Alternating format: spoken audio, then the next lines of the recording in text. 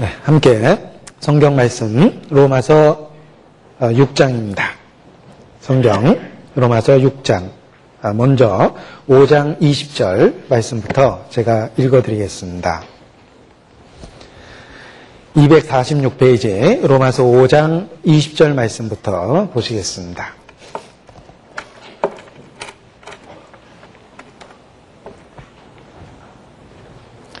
로마서 5장 20절입니다. 제가 읽어드리겠습니다. 율법이 가입한 것은 범죄를 더하게 하려 함이라. 그러나 죄가 더한 곳에 은혜가 더욱 넘쳤나니 이는 죄가 사망 안에서 왕노릇한 것과 같이 은혜도 또한 의로 말미암아 왕노릇하여 우리 주 예수 그리스도로 말미암아 영생에 이르게 하려 함이니라. 그런즉 우리가 무슨 말하리요? 은혜를 더하게 하려고 죄에 거하겠느냐? 그럴 수 없느니라. 죄에 대하여 죽은 우리가 어찌 그 가운데 더 살리요? 무릇 그리스도 예수 합하여 세례를 받은 우리는 그의 죽으심과 합하여 세례받은 줄을 알지 못하느냐? 그러므로 우리가 그의 죽으심과 합하여 세례를 받음으로 그와 함께 장사되었나니 이는 아버지의 영광으로 말미암아 그리스도를 죽은 자 가운데서 살리신과 같이 우리로 또한 새 생명 가운데서 행하게 하려 함이니라. 만일 우리가 그의 죽으심을 본받아 연합한 자가 되었으면 또한 그의 부활을 본받아 연합한 자가 되리라. 22절, 23절 말씀은 6장 22절, 23절 말씀은 같이 읽겠습니다. 그러나 이제는 너희가 죄에게서 해방되고 하나님께 종이 되어 거룩함에 이르는 열매를 얻었으니 이 마지막은 영생이라. 죄의 삭은 사망이요 하나님의 은사는 그리스도 예수 우리 주 안에 있는 영생이니라. 신약 성경의 로마서를 흔히 신약의 백미다, 또 보석과 같다 이렇게 많은 그리스도인이 표현합니다. 뿐만 아니라 그리스도인에게 있어서는 헌법과 같고 또한 권리 장정과 같다라는 표현도 씁니다. 그것은 우리의 믿음의 원리가 그 핵심적인 교리, 우리가 믿고 있는 그 믿음의 대상과 내용에 대해서 명확하게 논리적으로 우리에게 제시해 주었기 때문입니다. 믿음에는 분명한 대상이 있고 내용이 있습니다. 하나님은 표현되지 않는 진리를 믿으라고 하신 것이 아닙니다. 가끔 뭔가를 새롭게 깨달았다고 주장하지만 표현하지 못하는 경우가 있습니다. 그러나 진리는 분명한 전달력을 갖고 표현될 수 있습니다. 하나님 그 놀라운 진리를 우리가 믿고 의지하는 그 놀라운 진리의 내용을 로마서를 통해서 명백하게 논리적으로 표현해 주셨습니다. 마치 성경 전체의 그림을 그려놓은 것과 같은 윤곽선을 로마서를 통해서 우리에게 그려주신 것과 같다라고 말할 수 있습니다. 자, 성경 전체를 요약해 놓은 것과 같습니다. 로마서는 1장부터 16장까지 아주 짧은 분량의 성경이지만 그 성경 속에 인간의 죄성에 대한 언급이 있고 그리고 그로 인해서 믿음으로 얻는 구원에 대한 이야기가 있습니다. 그리고 성령을 따라 사는 구별된 생활에 대한 이야기가 나오며 또 하나님이 역사를 어떻게 다스리는가 하는 섭리, 유대인과 이방인의 관계에 대한 이야기가 나옵니다. 뿐만 아니라 실제 삶에 있어서 그리스도인이 신앙을 어떻게 실천하고 살아야 되는지 구체적인 생활의 권면까지 아주 짧은 분량의 로마서에 다 함축적으로 제시되어 있습니다. 마치 우리가 전도 집회 내용은 신앙의 핵심을 요약적으로 분명하게 제시하는 그런 그 프로그램 내용으로 이루어져 있습니다. 마찬가지로 로마서가 짧지만 우리가 믿고 있는 믿음의 대상과 내용에 대해서 굵은 윤곽을 그려주고 있다. 이렇게 말할 수 있습니다. 그래서 우리는 개인적으로 우리가 구원의 확신을 갖는 법적 근거를 로마서를 통해서 발견할 수 있습니다. 도대체 죄인이 거룩한 하나님과 어떻게 올바른 관계를 맺게 되며 어떻게 그 하나님 뜻대로 살아갈 수 있는가에 대한 답을 우리는 로마서를 통해서 발견할 수 있습니다. 따라서 로마서를 반복해서 읽고 그 내용을 분명하게 이해하고 깨닫는 것은 마치 우리의 신앙의 골격을 든든히 하는 것과 같다. 이렇게 표현해 볼 수도 있습니다. 우리의 골격이 무너지면 온몸의 건강이 함께 무너져 내립니다. 신앙의 그 골격이 바로 로마서에 세워져 있다라고 말할 수 있습니다. 우리는 돈으로 환산해서 가치를 따져보기를 좋아합니다. 아주 귀중한 물건이 있다 하더라도 우리는 그것이 도대체 시가 얼마가 이렇게 돈으로 계산하기를 좋아하는데 로마서를 통해서 많은 사람들이 변화받고 사망에서 생명으로 옮겨갔습니다. 만일 돈으로 환산한다면 이 세상의 모든 재물을 다 모아도 비교할 수 없을 만큼 가치가 있는 것이다. 이렇게 말할 수 있습니다. 마치 우리는 어떤 보물섬에서 보물을 발견한 것과 같이 로마서를 통해서 우리 신앙의 정말 근원이 되는 수없이 많은 진리들을 발견해낼 수 있습니다. 그래서 보물찾기를 하듯 그 즐거움을 갖고 로마서를 읽을 수 있다고 생각합니다. 특별히 복음의 내용이 로마서에 분명하게 제시되어 있습니다. 자, 복음, 우리가 믿고 그 복음을 통해서 구원의 확신을 가졌습니다. 도대체 복음이 무엇일까? 문자적으로는 기쁜 소식입니다. 예수 그리스도가 탄생할 때 천사가 온 세상에 미칠 큰 기쁨의 소식을 내가 너희에게 전하노라. 보라, 다윗의 동네에 그리스도 구주가 나셨느니라. 이렇게 선포합니다. 온 세상에 미칠 큰 기쁨의 소식이다. 라는 그런 천사의 선포처럼 복음은 큰 기쁨의 소식임에 틀림이 없습니다. 하나님께서 예수 그리스도를 통해 우리에게 주시는 은혜에 대한 내용입니다. 큰 기쁨의 소식입니다. 이 로마서에는 그 복음이 잘 제시되어 있습니다. 복음의 구체적인 내용은 그리스도의 죽음과 부활, 그리고 승천과 재림에 따른 하나님의 약속과 축복들입니다.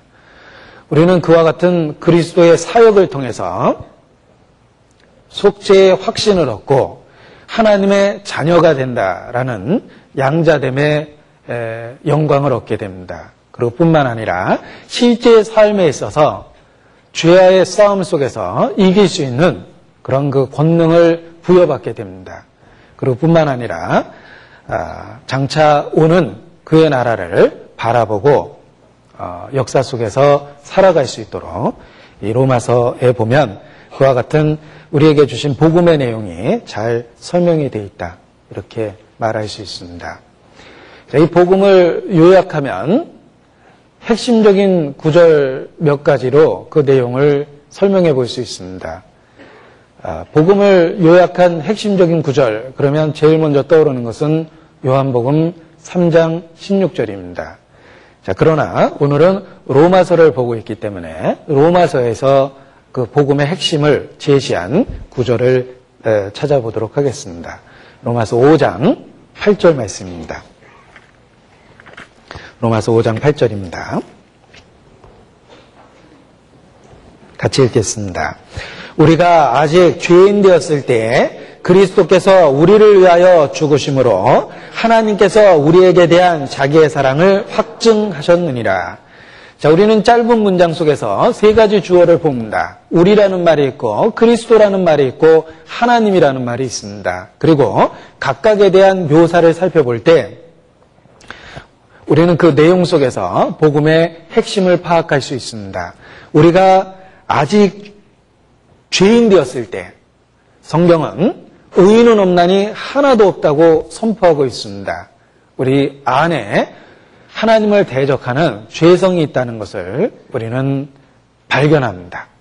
우리가 아직 죄인 되었을 때 그리스도께서 우리를 위하여 죽으심으로 그리스도께서 하신 가장 놀라운 일은 놀라운 말씀을 전하고 큰 기적을 행하신 것이 아닙니다.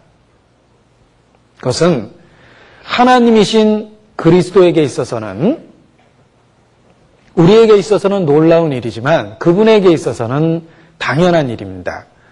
하나님이 놀라운 말씀을 하고 하나님이 놀라운 능력을 행하는 건 당연한 거죠. 그리스도는 하나님이 사람이 되신 분입니다. 따라서 그분이 하신 놀라운 말씀과 능력은 사실 우리에게 있어서 놀라운 일임에도 불구하고 그분이 하나님이라는 걸 생각하면 뭐 그럴 수 있다고 생각합니다. 그러나 문제는 하나님이 사람이 되신 그 그리스도께서 우리를 위하여 죽으셨다는 사실이 놀라운 겁니다. 복음의 핵심은 바로 그리스도의 죽음 속에, 희생 속에 들어있습니다. 십자가 속에 들어있습니다. 그리스도께서 우리를 위하여 죽으셨습니다. 왜냐하면 하나님께서 우리에 대한 자기의 사랑을 확증하셨기 때문입니다. 자, 우리는 이와 같이 짧은 로마서 5장 8절을 통해서 복음의 핵심적인 내용을 찾아낼 수 있습니다. 우리가 죄인이라는 것, 그리고 그로 인해서 그리스도께서 죽으셨다는 것, 그리고 그러한 놀라운 역사를 이루신 이유가 하나님께서 우리를 사랑하셨다는 겁니다. 자, 우리는 이와 같이 우리가 믿고 있는 믿음의 내용을 로마서를 통해서 이렇게 분명하게 일깨울 수 있습니다. 자, 이와 같은 복음의 내용이 여러 가지 방법으로 우리가 이해할 수 있도록 설명이 되어 있습니다. 그 복음의 내용을 설명하는 방법 중에 하나가 대표성 또는 연합이라는 말로 설명해 볼 수 있습니다. 연합의 원리가 있고 대표의 원리가 있습니다. 그 말을 설명해 보면 좀 더 복음을 쉽게 우리 마음에 이해하고 기억할 수 있습니다. 대표의 원리라는 것은 우리가 죄인 되었을 때도 아담 한 사람의 범죄로 인해서 죄인 된 겁니다. 아담은 인류의 대표였습니다. 우리가 하나님 앞에 의롭다함을 받을 때 예수 그리스도께서 우리의 의의 대표가 되었습니다. 그래서 죄인 되었을 때도 아담 한 사람으로 되었고 의인 되었을 때도 예수 그리스도 한 사람으로 되었다. 이런 그 내용을 복음의 내용을 설명할 때 그 어떤 대표적 원리다라는 말로 설명해 볼 수 있습니다. 관련된 구절은 5장 12절입니다. 로마서 5장 12절. 이러므로 한 사람으로 말미암아 죄가 세상에 들어오고 죄로 말미암아 사망이 왔나니 이와 같이 모든 사람이 죄를 지었으므로 사망이 모든 사람에게 이르렀느니라. 그리고 14절 보면 뒷부분에 아담은 오실 자의 표상이다 라는 말을 하고 있습니다. 아담은 인류의 대표로서 우리에게 죄를 가져왔습니다. 그리고 동일한 마지막 아담과 같이 대표성의 원리를 갖고 예수 그리스도께서 오셔서 인류의 대표로 죄를 해결하시고 우리를 의롭다 이렇게 선포하셨습니다. 17절입니다. 한 사람의 범죄를 인하여 사망이 그 한 사람으로 말미암아 왕노릇하였은즉 아담 이야기죠. 더욱 은혜와 의의 선물을 넘치게 받는 자들이 한 분 예수 그리스도로 말미암아 생명 안에서 왕노릇하리로다. 그런즉 한 범죄로 많은 사람이 정죄에 이른 것과 같이 의의 한 행동으로 말미암아 많은 사람이 의롭다심을 받아 생명에 이르렀느니라. 19절 같이 읽겠습니다. 한 사람의 순종치 아니함으로 많은 사람이 죄인이 된 것과 같이 한 사람의 순종하심으로 많은 사람이 의인이 되리라. 자, 이와 같이 예수 그리스도도 아담과 같이 온 인류의 대표가 되어 우리를 의롭다라고 하시는 역사를 이루신 겁니다. 이것이 대표성의 원리입니다. 왕이 어떤 결정을 하면 국가적인 결정이 되는 겁니다. 예를 들면 왕이 전쟁을 선포하면 온 국가가 전쟁을 치러야 되고 왕이 평화를 선포했다면 온 국가가 평화를 누리게 되는 겁니다. 왕은 국가에 대한 대표요, 국민에 대한 대표입니다. 마찬가지로 온 인류의 대표가 아담이었습니다. 우리는 아담 안에서 우리의 의지와는 상관없이 모태로부터 죄성을 갖게 되었습니다.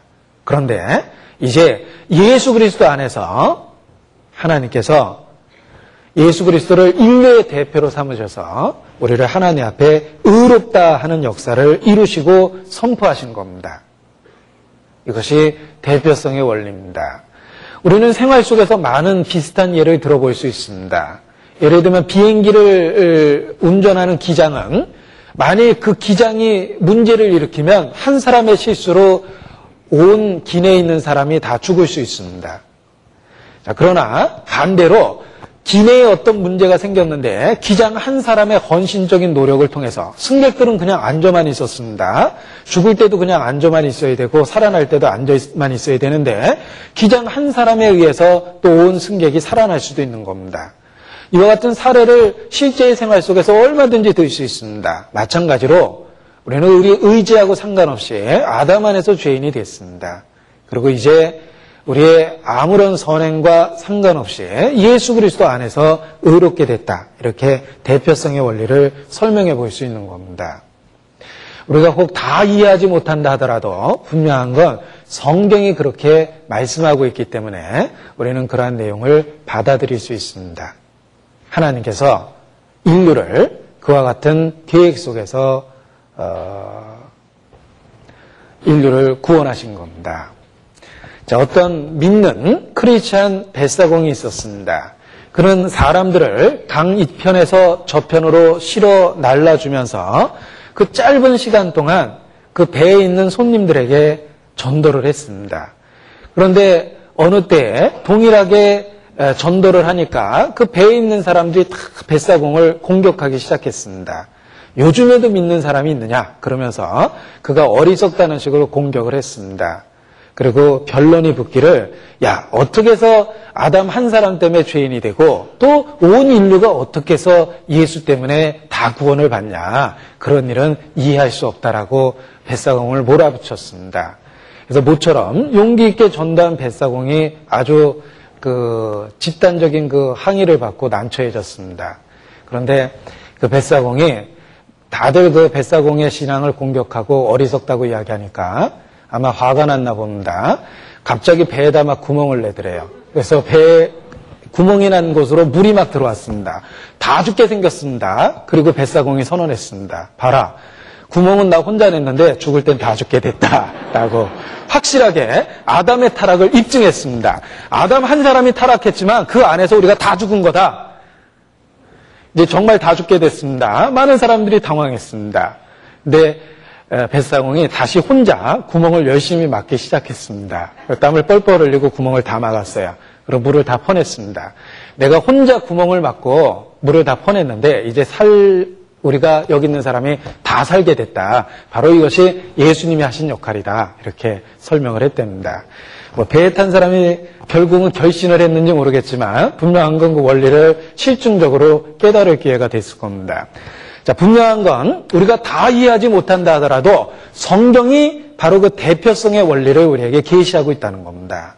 하나님, 솔직히 내가 죄를 안 지려고 해도 내 안에 죄에 대한 강한 욕망이 있습니다. 내가 선을 행하려는 의지가 있고 악을 행하려는 의지가 있다면 불행하게도 악을 행하려는 의지가 주님 강합니다. 나는 원치 않지만 죄를 자꾸 짓습니다. 왜 하나님께서 인간을 이렇게 만드셨습니까? 우리는 그런 인간적인 표현을 통해서 하나님께 항의도 해봅니다. 그때 하나님은 바로 대표성의 원리를 이야기합니다. 아담, 한 사람의 범죄로 너희가 타락했다. 그리고 이제는 억울할 거 없이 예수 그리스도 한 사람의 사역을 통해서 너희를 의롭다 한다. 너희가 할 수 있는 일은 단 하나, 그 예수 그리스도를 받아들이라 라고 주님 말씀하십니다.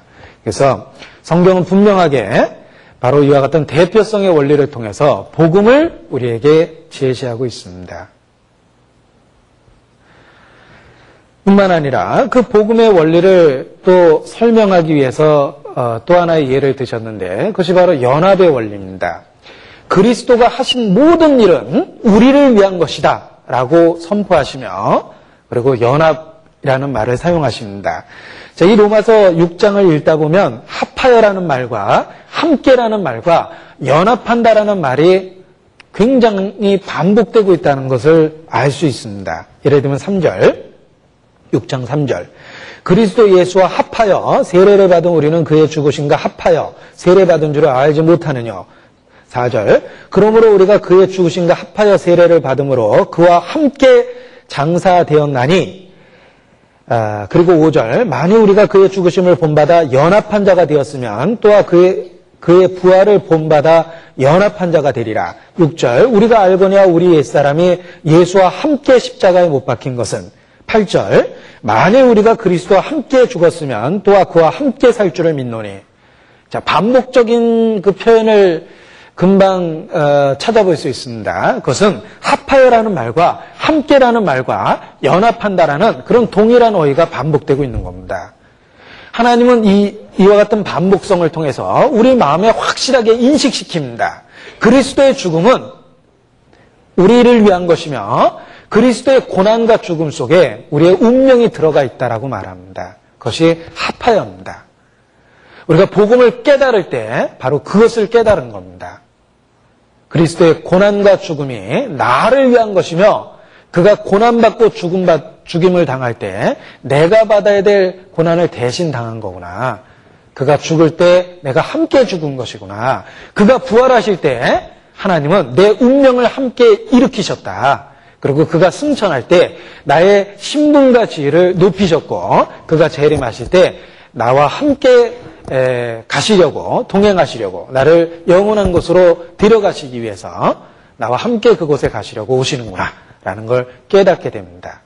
바로 우리는 복음을 이해할 때 그리스도의 고난, 죽음, 부활, 재림, 승천 이 모든 사항 속에서 내 운명이 들어있다는 것을 알게 되는 겁니다.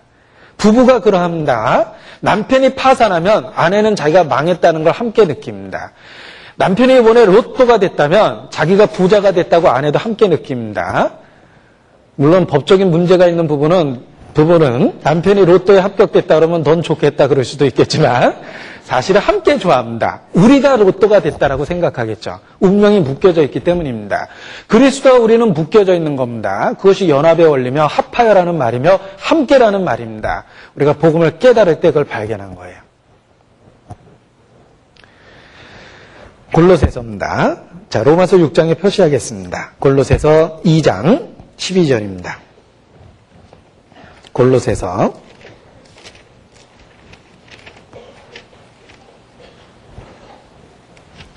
2장 12절.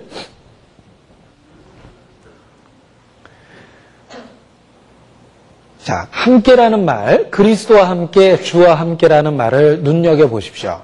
그의 고난과 죽음과 부활과 승천과 재림, 그 모든 중요한 사역과 관련하여 함께라는 말이 사용되고 있습니다. 자, 12절.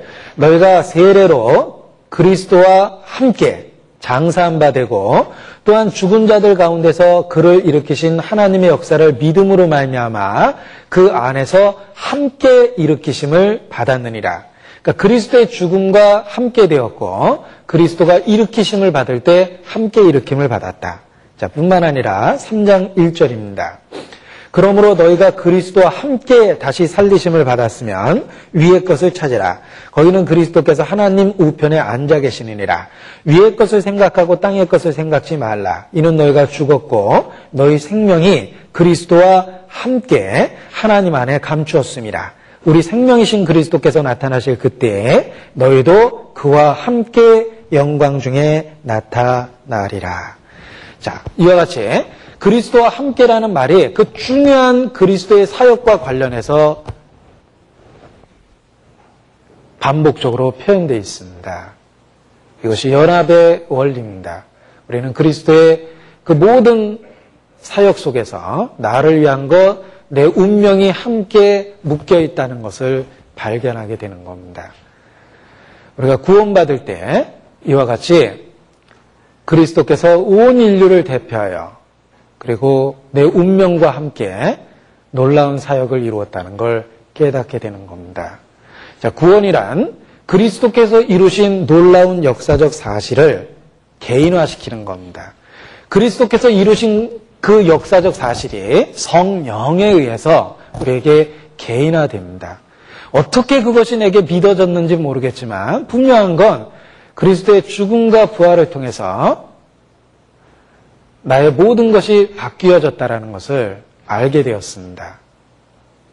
그 옛날 베드로에게 너희는 나를 누구라 하느냐라고 물어보셨을 때 베드로가 대답했습니다. 주는 그리스도시여 세상에 오시는 하나님의 아들이시니이다. 바요나 시몬아 내가 복이 있도다. 이것을 내게 알게 하니는 혈육이 아니요 하늘에 계신 내 아버지니라. 슬기로운 자들에겐 감추시고 어린아이와 같은 자들에겐 나타내시나니 너희의 귀는 들음으로 너희의 눈은 봄으로 복이 있도다. 성령으로 자기의 뜻을 우리에게 나타내셨습니다. 우리가 그리스도를 발견한 것은 성령에 의해서 발견한 겁니다. 그래서 역사 속에서 그리스도께서 하신 일이 놀랍게도 개인적으로 나와 관련돼서 믿어지게 된 겁니다. 그것이 바로 성령이 하신 일입니다. 이것을 내게 알게 하니는 목사님이시란다 라고 안 돼 있죠? 이것을 내게 알게 하니는 성령이십니다. 아버지십니다. 하늘에 계신 내 아버지시니라. 그래서 2000여 년 전에 십자가에 죽고 부활하셨다라는 우리에게는 어떤 의미에서 기독교적 교리에만 등장했던 내용이 내게 놀라운 사실로 마음에 와닿게 된 것은 바로 성령의 역사의 결과다 이렇게 말할 수 있습니다. 그래서 구원받았다라는 말은 이와 같이 그리스도가 이루신 사건과 나와 연결돼서 개인적으로 관계를 갖게 되는 겁니다. 그것이 우리의 믿음이며 그 믿음은 성령에 의해서 이루어진 겁니다.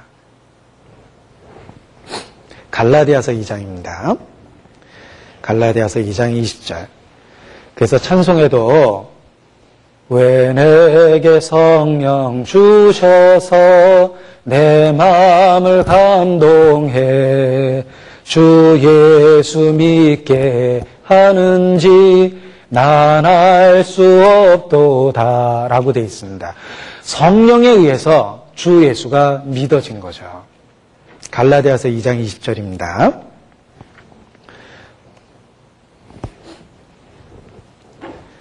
같이 읽겠습니다.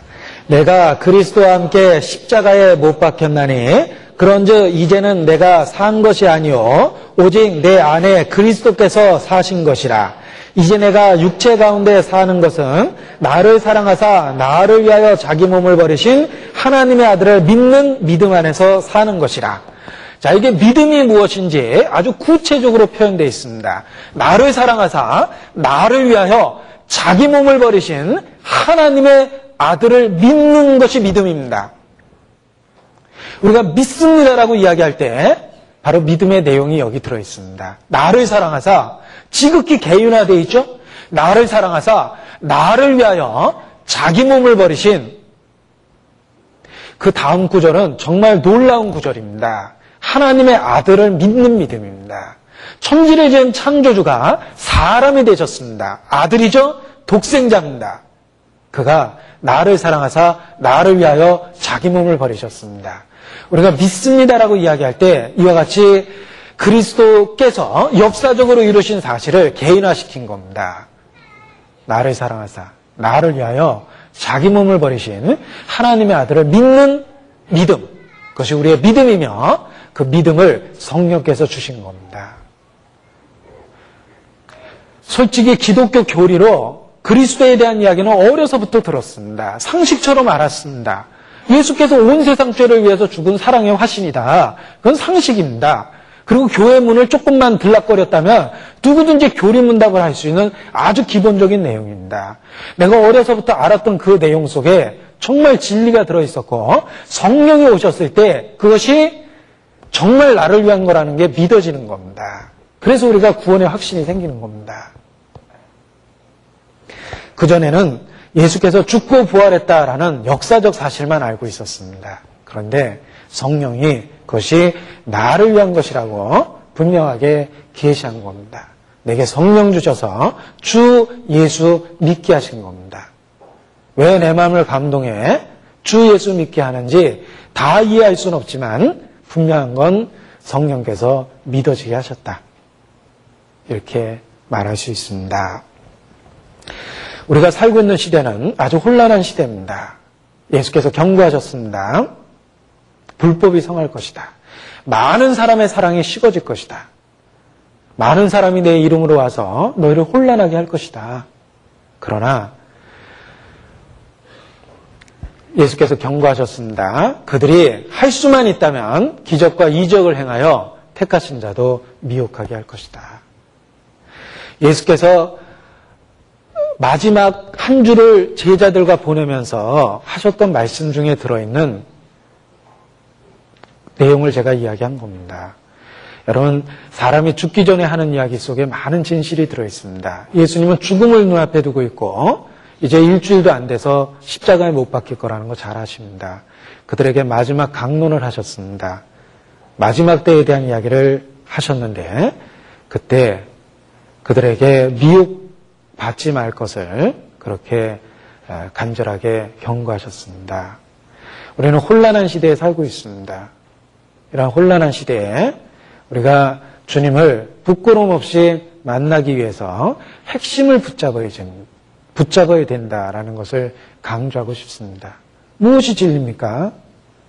우리는 복음 때문에 구원의 확신을 얻었습니다. 그리고 항상 그 복음이라는 기반 위에 서 있어야 돼요. 도대체 복음이 뭐냐? 그리스도의 죽음, 부활, 재림, 승천, 그리고 그와 관계된 나의 운명입니다. 그것이 나를 위한 거라는 것을 발견하는 겁니다. 우리가 그 핵심을 붙잡아야 됩니다. 예수님은 십자가에 못 박은 유대 종교가의 죄는 도덕적 죄가 아닙니다. 살인하고 간음한 죄가 아닙니다.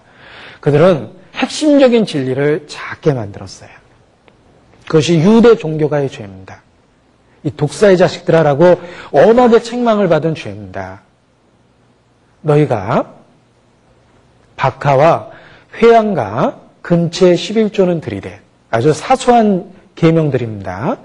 박하와 회양과 근처는 집에서 키우는 화초 같은 약초예요. 약초를 키워도 11조를 드릴 만큼 철저하게 드린 겁니다.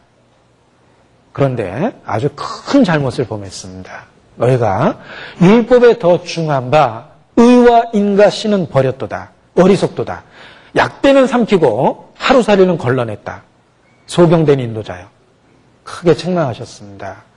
예수님은 십자가에 못 박은 유대 종교가의 죄는 간음과 살인과 같은 도덕적 죄가 아니라 가장 중요한 진리를 작게 만든 죄를 범한 거예요. 그리고 사소한 계명을 강조한 겁니다. 지금 종교 지도자들의 죄가 그렇습니다.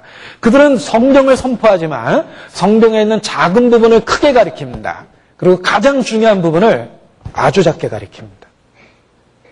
그래서 얼핏 보면 잘못된 게 없는 것처럼 보이지만 사실은 유대 종교가의 그 죄를 우리 시대에 반복하고 있는 겁니다.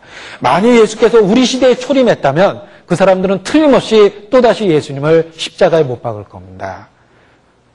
큰 중요한 말씀을 작게 만드는 죄, 그것이 큰 죄입니다.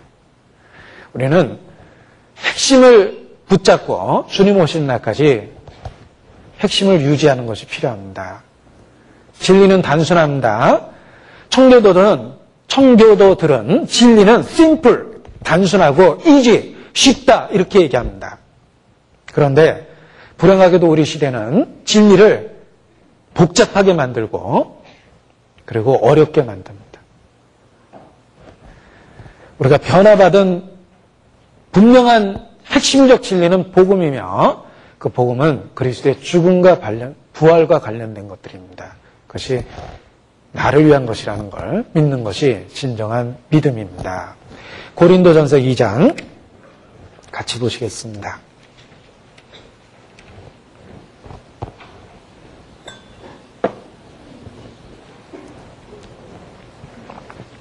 고린도전서 2장 2절. 이것은 정말 위대한 사도 바울의 결심입니다. 이 바울의 결심이 우리의 결심이 되지만 이 혼란한 시대에 믿음을 지킬 수 있을 겁니다. 같이 읽죠.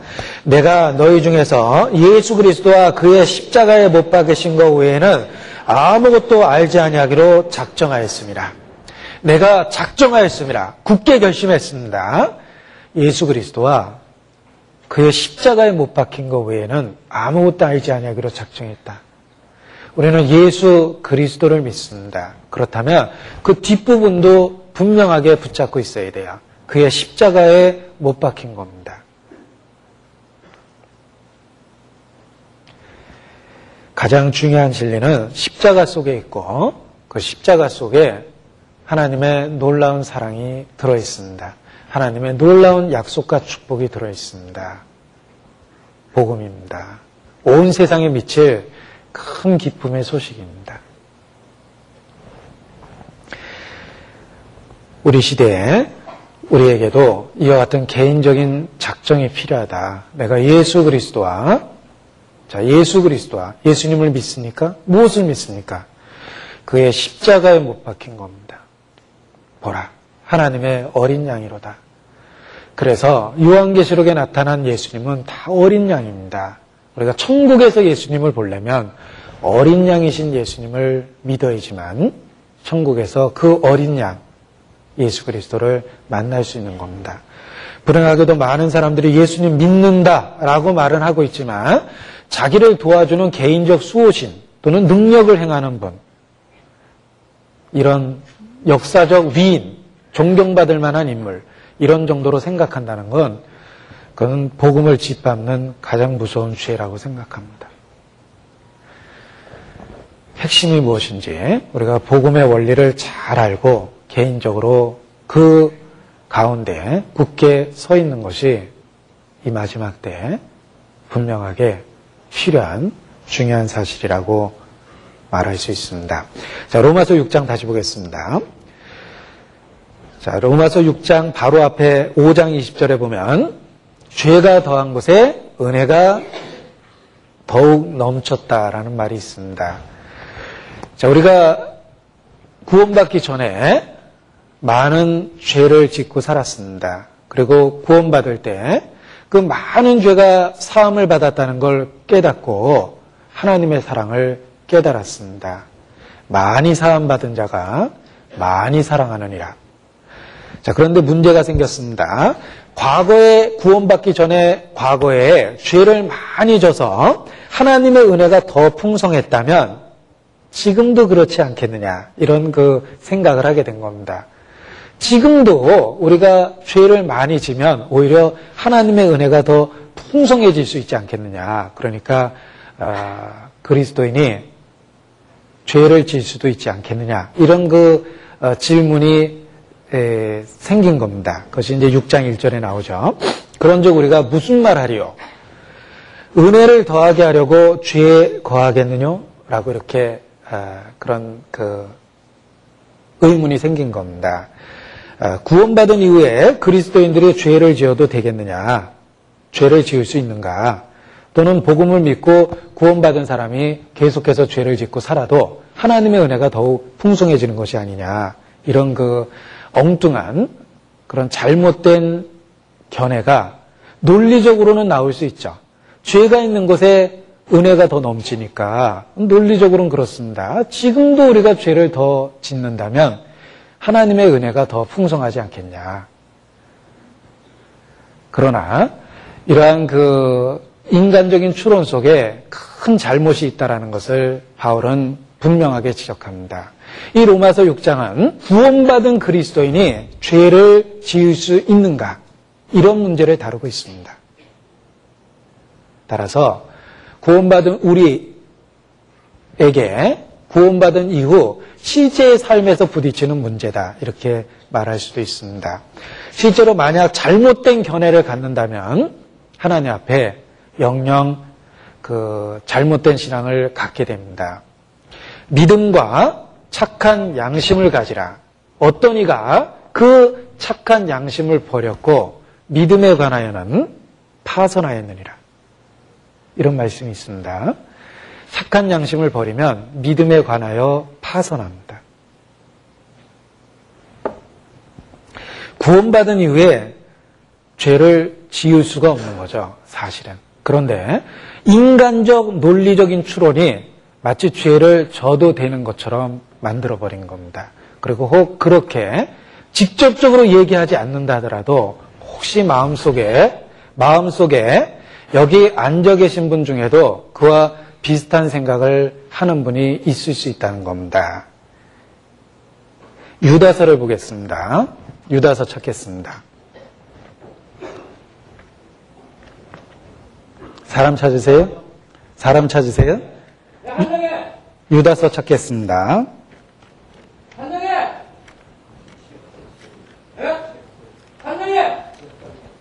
유다서 찾겠습니다.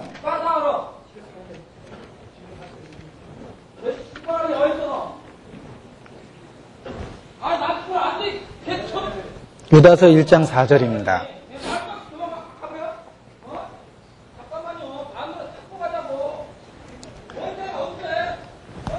자, 예배를 방해하는 행위는 형법에 명시되어 있는 거 혹시 아십니까? 형법상에 있습니다. 현행범입니다. 유다서 1장 4절입니다. 자, 유다서 1장 4절. 이는 가만히 들어온 사람 몇이 있습니다. 저희는 옛적부터 이 판결을 받기로 미리 기록된 자니 경건치 아니하여 우리 하나님의 은혜를 도리어 세귑거리로 바꾸어 홀로 하나이신 주제 곧 우리 주 예수 그리스도를 부인하는 자니라. 자, 하나님의 은혜를 도리어 뭐로 바꿨다 그랬죠? 세귑거리로 바꿨다. 은혜를 죄로 만들어버리는 하나님의 성품을 모독하는 그런 가르침을 만들어낼 수도 있다는 거예요. 그래서 그런 사례가 이 성경에 기록되던 당시에도 있었다는 걸 알 수 있습니다. 베드로후서입니다. 베드로후서 2장 18절입니다. 베드로후서 2장 18절.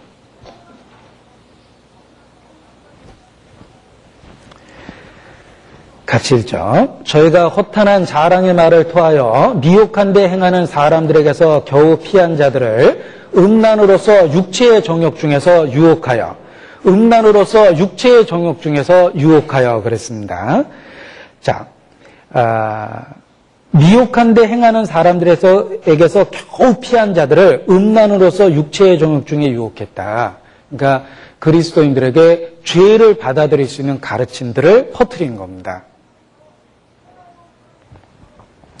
자, 이것이 역사 속에도 이런 사례가 있었고 우리도 인간적인 추론으로는 이런 교리를 만들어낼 수 있다는 거죠. 죄가 있는 곳에 은혜가 있다. 따라서 죄를 더 져도 하나님의 은혜가 풍성할 뿐이다. 라는 식의 죄를 작게 여기는 그런 그 죄를 하나님 앞에 잘못을 범할 수 있다는 겁니다. 그래서 로마서 6장이 중요한 거예요. 다시 한번 보겠습니다. 자, 이게 비슷한 형식으로 로마서 6장에 기록됐다는 걸 보겠습니다. 분석을 해보죠. 6장 1절. 그런즉 우리가 무슨 말하리요? 은혜를 더하게 하려고 죄에 거하겠느뇨? 물어봤죠? 그럴 수 없느니라 이렇게 대답하고 그리고 3절 보면 무릇 그리스도와 예수와 합하여 세례를 받은 우리는 그의 죽으심과 합하여 세례를 받은 줄을 알지 못하느뇨? 뭘 모르고 있기 때문에 그런 식의 논리를 펼친 거다라고 얘기합니다. 자, 그리고 이 똑같은 얘기가 비슷한 논리가 15절에도 나옵니다. 15절. 그런즉 어찌하리요? 우리가 법 아래 있지 아니하고 은혜 아래 있으니 죄를 지으리요? 아까 6장 앞부분하고 똑같은 논리죠. 그럴 수 없느니라 그래놓고 16절에 보면 다시 너희가 알지 못하느냐라는 말이 있습니다. 너희 자신을 종으로 들여 누구에게 순종하든지 그 순종함을 받는 자의 종이 되는 줄을 너희가 뭐라 그랬죠? 알지 못하느냐. 자, 뭔가를 알지 못하면 이런 엉뚱한 생각을 갖게 된다는 겁니다. 그럴 수 없느니라. 너희가 알지 못하느냐. 모르기 때문에 그런 태도가 나온 거다. 그리스도인들이 어떻게 구원받은 이후에 죄를 쉽게 허용할 수 있겠는가? 그것은 있을 수 없는 것이다. 그들은 뭔가를 모르기 때문에 그와 같은 그 잘못을 범하고 있는 것이다. 라는 것을 로마서 6장이 분명하게 우리에게 가르쳐 주는 겁니다. 만일 누가 하나님과 사귐이 있다 하고 어두운 가운데서 행하면 거짓말을 하고 그랬습니다. 진리를 행치 아니하거니와 하나님과 사귐이 있다 하고 어두운 가운데서 행하면 거짓말하는 사람이라고 그랬습니다. 하나님을 알지도 모르는 거, 알지도 못한 겁니다. 사실은. 구원받은 그리스도인에게 있어서 가장 놀라운 변화는 죄에 대한 태도가 바뀌는 겁니다. 죄에 대한 혐오감이 생기고 죄에 대한 미움이 생기며 죄에 대한 저항력이 생깁니다. 그것이 정말 구원받았다는 증거입니다. 그럴 수 없느니라 라는 성령의 외침이 우리 속에 생깁니다. 옛날에는 혹 유혹이 생기면 혹 죄를 지을 수 있는 기회가 생기면 우리 마음속에 오예 이런 생각이 들었어요. 그런데 구원받은 이후에는 그럴 수 없느니라 이런 생각이 듭니다. 요즘에 미쓰리가 나만 보면 자꾸 웃는다. 오예 그러죠. 그런데 구원받은 이후에는 안에서 강한 거부감이 생겨요. 그럴 수 없느니라 이렇게 되는 겁니다. 정말 구원받았다는 증거는 죄에 대한 태도의 변화다 이렇게 말할 수 있습니다. 그래서 요한 1서에 보면 하나님과 사귐이 있다고 어두운 가운데서 행하면 거짓말하는 거다 이렇게 얘기했습니다. 중요한 구절이니까 찾아보겠습니다. 요한 1서 1장입니다.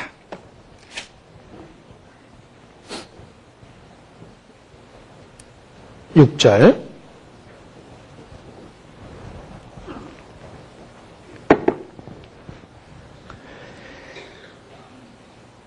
같이 읽죠. 만일 우리가 하나님과 사귐이 있다 하고 어두운 가운데 행하면 거짓말을 하고 진리를 행치 아니함이거니와. 자, 요한일서 2장 9절 같이 읽죠. 빛 가운데 있다 하며 그 형제를 미워하는 자는 지금까지 어두운 가운데 있는 자여. 3장 9절 같이 읽죠.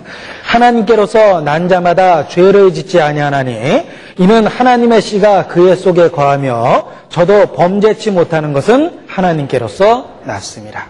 자, 이와 같이 죄에 대한 태도, 죄에 대한 혐오감, 저항감이 우리 안에 가득 차게 됩니다. 그것이 구원받았다는 가장 확실한 내적 변화의 증거입니다. 그래서 구원받은 이후 죄에 거하겠느뇨? 하고 물어보면 우리 안에 성령은 대번에 그럴 수 없느니라 라는 그런 그 반응을 하게 돼 있습니다. 그럴 수 없느니라. 그래서 로마서 6장 2절에도 그럴 수 없느니라. 우리가 은혜를 더하게 하려고 죄에 거하겠느냐? 그럴 수 없느니라. 붙어있죠 그 말이. 15절 그런즉 어찌하리요? 우리가 법 아래 있지 아니하고 은혜 아래 있으니 죄를 지으려? 그럴 수 없느니라. 죄에 대한 강한 저항감이 우리 속에 있습니다. 그것이 새 생명입니다. 자, 하나님은 우리에게 놀라운 두 가지 은혜를 주셨습니다. 은혜 위에 은혜를 주셨습니다. 양으로 생명을 얻게 하고 더 풍성하게 주셨습니다. 두 가지 은혜라고 그랬죠? 속죄와 새 생명입니다. 우리는 앞부분을 주로 공감합니다. 죄를 다 사했다. 그러나 두 가지 은혜를 주셨습니다. 죄를 사한 것뿐만 아니라 새 생명을 주셨다는 거예요. 그 새 생명은 죄에 대한 저항감을 갖고 있습니다. 죄에 대한 단호한 거부를 합니다. 하나님은 우리에게 두 가지 은혜를 준 거예요. 한쪽만 붙잡으면 안 됩니다. 속죄와 새 생명입니다. 단지 죄를 용서해 준 게 아니라 죄를 벗어날 수 있는 저항력을 우리 안에 주신 겁니다. 복음을 지식으로만 이해하면 이런 논리가 나와요. 그렇지, 영원한 속죄 받았으면 이제 뭐 아무렇게나 살아도 되겠네 라는 그런 논리는 복음을 지식으로 들으면 딱 그런 논리가 나옵니다. 논리적으로는 맞죠. 그러나 경험적으로는 그리스도인에게는 있을 수가 없는 일이에요. 예수 그리스도의 죽음은 하나님이 죄를 얼마나 미워한지 보여준 겁니다. 우리의 구주를 십자가에 못 박게 한 것이 죄입니다. 그것을 정말 깨달았다면 그리스도인이 가장 싫어하는 것은 죄예요. 예를 들면 누구하고 다퉜습니다. 솔직히 밉죠. 그런데 저녁에 기도하다 보면 그 사람 미운 것이 아니라 그 사람을 미워하는 내 마음 때문에 기도할 때 문제가 되는 거예요. 그 엄청난 차이를 아세요? 누가 미운 사람이 있다고 해보죠. 옛날에는 그 미운 사람 때문에 잠을 못 잤어요. 분해가지고. 그런데 구원받은 이후에 집에 와서 딱 기도하려고 보면 그 미운 사람 때문에 내가 잠 못 자는 게 아니라요. 그 미운 마음이 내 안에서 사라지지 않기 때문에 하나님 앞에 내가 갈등이 생겨버리는 거예요. 죄에 대한 저항력이 생겨서 그런 겁니다. 그럴 수 없느니라는 그 강한 죄에 대한 저항감은 성령이 우리 마음에 주신 것이다. 자, 이 그럴 수 없느니라는 말은 우리가 죄를 짓는 게 불가능하다는 뜻이 아니라 죄를 짓는 게 도의적으로 옳지 않다라는 뜻이에요. 생각을 해보십시오. 여기 처녀가 어떤 남자의 청혼을 받아들이고 결혼을 했습니다. 그래서 부부가 됐어요. 자, 그렇다면 옛날 처녀 때처럼 유혹을 자유롭게 받지 못할 겁니다. 아무리 개방적인 사람도 결혼하자마자 남편의 법에 매이게 되죠. 혹 처녀 때 자유롭게 지냈다 하더라도 결혼한 이후에는 남편에 대한 도리라는 게 생기는 겁니다. 그래서 혹 유혹을 받으면 자기 양심에도 그럴 수 없다라고 생각이 들어요. 하물며 우리가 천지를 지은 창조주, 그분을 우리의 구세주로 알게 되었는데 죄를 받아들일 수가 없는 겁니다. 그래서 결혼한 여자가 정조관념이 더욱 생기듯이 그거보다 더욱더 우리는 하나님에 대한 그런 정조관념이 생깁니다. 그래서 죄에 대한 강한 거부감이 생기는 거예요. 성령은 우리 안에 계셔서 바로 그와 같은 놀라운 역사를 이루십니다. 성령은 새 생명을 우리에게 주시며 그 새 생명, 새 사람은 죄에 대해서 저항합니다. 그래서 구원받은 이후에 생기는 변화는 죄를 슬퍼하고 죄를 혐오하는 겁니다. 죄를 어느 정도로 혐오하냐면 아주 혐오스러운 예를 하나 들겠습니다. 자, 학창시절 아주 곤욕스러운 것이 있었습니다. 체병 검사가 있었죠. 그래서 어떨 때는 친구 거 둘이 나눠서도 냈다가 함께 회충약을 먹기도 했는데, 자, 그 문제는 체병 검사도 참 곤욕스럽지만 그 다음이 더 곤욕스럽습니다. 이제 선생님이 주번 물 떠와. 그러면 노란 주저자에 물을 가득 떠옵니다.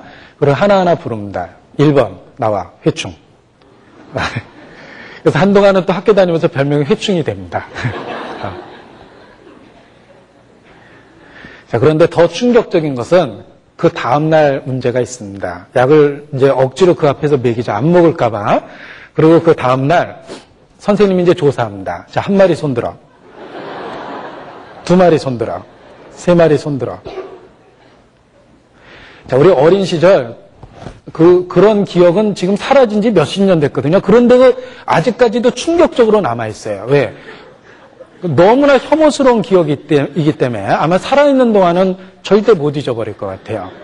그런데 왜 그렇게 어린 시절 충격을 받았냐면 그렇게 징그러운 게 우리 몸속에 있었다는 게 너무 충격적이었던 거예요.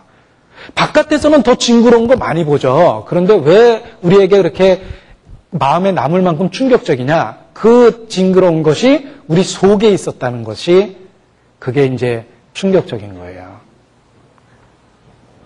마찬가지입니다. 우리가 죄라는 것을 발견해 보면 그 죄가 사실은 우리 속에 있는 것들이에요. 대구 지하철에 불지른 정신병자 있습니다. 누구든지 그렇게 할 수 있습니다. 특별한 사람이 그러는 거 아니에요. 여러분, 다윗과 같이 훌륭한 사람도 남의 아내 빼앗고 살인했어요. 여러분이 다윗보다 훌륭하다고 생각합니까? 다윗도 그 모양이면 우리는 말할 것도 없는 거예요. 우리가 왜 죄를 혐오할 수밖에 없냐면 그 끔찍한 범죄들이 우리 속에 가능성이 있다는 거예요. 우리에게 환경만 주어지면 무슨 짓이든지 합니다. 그런데 그 죄를 어떻게 발견할 수 있었느냐? 성령이 오셔서 알게 된 겁니다. 빛이 오니까 어둠을 알게 된 거예요. 어둠만 있을 때는 어둠 속에 있으면 갈 길을 잃어버린다고 되어 있습니다. 눈이 멀면 자기를 볼 수 없다고 그러죠? 어둠 속에 있기 때문에 몰랐는데 빛이 비춰지니까 비로소 어둠을 본 겁니다. 이 세상에 있는 모든 혐오스러운 죄가 사실 우리 속에 다 있습니다. 무슨 영화 같은 거 보면 아주 끔찍한 장면이 나옵니다. 그런데 정말 놀라운 것은 그 끔찍한 장면을 내가 눈 하나 깜짝 안 하고 보고 있다는 거예요. 예를 들면 수백 명이 죽는 장면도 있었습니다. 무슨 영화 보면 뭐 비행기 터지는 장면도 있고 빌딩이 날아가는 장면 있죠. 여러분 그 빌딩 날아갈 때 그 안에 그게 사실이라면 수천 명이 죽는 겁니다. 근데 나는 눈 하나 깜짝 안 하고 그런 거 지켜봅니다. 내가 회교 국가에 태어났으면 틀림없이 나도 폭탄 설치하고 터지는 거 눈 하나 깜짝 안 하고 볼 수 있었을 거예요. 우리가 당황스러운 건 모든 그 끔찍한 죄가 우리 속에 그대로 있다는 겁니다. 그걸 어떻게 알게 됐냐면 구원을 받고 보니까 비로소 죄를 알게 된 거예요.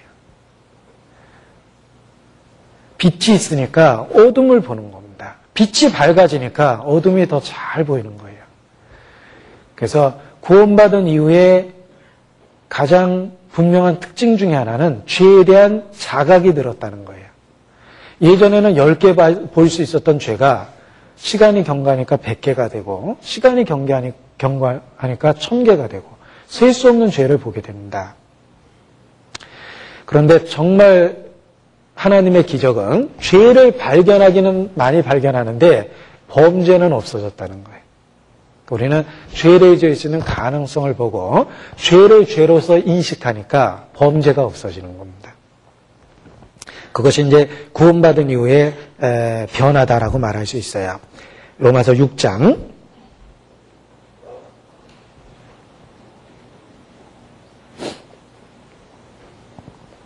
21절입니다. 20절부터 보죠. 너희가 죄의 종이 되었을 때에 의에 대하여 자유하였느니라. 너희가 그때 무슨 열매를 얻었느냐. 이제는 그때가 있고 이제는 있죠. 그때는 구원 못 받은 때고 이제는 구원받은 때입니다. 이제는 너희가 그 일을 부끄러워하나니. 자, 우리가 구원받았다는 증거가 이제는 그 일을 부끄러워합니다. 내 안에 있는 죄성이 부끄럽고 내가 살았던 흔적이 부끄럽고 자기 죄에 대한 인식을 하게 된 겁니다. 이제는 너희가 그 일을 부끄러워하나니. 자, 우리가 그 죄를 부끄러워하게 되니까 과거에 지은 죄를 부끄러워하니까 현재가 달라지는 거예요. 왜냐하면 그것을 교훈 삼아서 다시는 그 죄를 반복하지 않으려는 강한 의지가 생기는 겁니다. 너희가 무법한 자의 불법한 행실을 쫓아 행한 것이 지나간 때가 족하도다. 이제는 부끄럽죠. 그러니까 그것이 교훈이 돼서 현재를 올바르게 살 수 있는 겁니다. 그래서 구원받은 이후에 성령은 우리 안에서 그럴 수 없느니라라는 강한 외침을 갖고 있고 그리고 내가 혹 이전에 지었던 모든 죄에 대한 부끄러움을 인식시켜줍니다. 성령께서. 그래서 그것을 교훈 삼아서 다시는 부끄러운 일을 반복하지 않게 됩니다. 가끔 구원받았다라고 하면서 옛날 화려했던 왕년에 놀던 시절을 아주 그 그리움이 가득한 눈빛을 가지고 회고하는 분이 있어요. 옛날엔 참 좋았는데. 그런데 같이 한번 웃기는 웃었는데 조금 마음에 불안감이 생깁니다. 저것이 진심이라면 혹시 저분을 천국에서 못 보지 않을까? 이런 거 불안감이 생기기도 합니다. 성령 안에서 우리가 올바로 생각한다면 이제는 전에 행했던 일을 부끄럽게 생각하죠. 그러니까 현재는 그 일을 반복하지 않으려는 강한 의지가 생기는 겁니다. 하나님은 구원받은 이후 우리에게 죄로부터 벗어날 수 있는 새 생명을 주시는 겁니다. 그래서 속죄를 논할 뿐만 아니라 새 생명을 우리가 생각하고 그 새 생명을 주신 하나님께 더욱 감사해야 됩니다. 17절 보십시오. 하나님께 감사하리로다. 도대체 뭘 감사하냐? 속죄를 감사한다기보다는요, 죄에게서 해방되고 의에게 종이 됐다는 사실을 감사하는 거예요. 18절. 죄에게서 해방되어 의에게 종이 되었느니라. 우리가 구원받은 이후에 정말 하나님께 더욱 감사할 내용들이 날마다 생깁니다. 죄에게서 해방됐습니다. 의에게 종이 됐습니다. 옛날처럼 죄의 소욕에 사로잡히지 않아도 됩니다. 그리고 반대로 의로운 일을 행하는 것이 내게 기쁨이 되며 내 마음의 소원이 됩니다. 우리가 혹 아직 연약해서 우리의 소원만큼 살지는 못한다 하더라도 분명한 건 주님 안에서 의롭게 살고 싶어하는 강한 욕망을 갖고 있습니다. 성공하는 것보다, 돈을 갖는 것보다, 명예를 얻는 것보다, 쾌락을 얻는 것보다 우리 마음의 중심에서 진정한 소원이 있습니다. 그것이 바로 주님 안에서 살고자 하는 소망입니다. 그것이 성령이 주신 거예요. 죄에게서 해방되고 의에게 종이 된 겁니다. 의로운 일을 하고자 하는 열정이 생긴 거예요. 그것이 바로 성령으로 인도받는 사람의 특징입니다. 빌립보서 2장입니다. 이 로마서는 여전히 표시하시고 빌립보서 2장 13절입니다.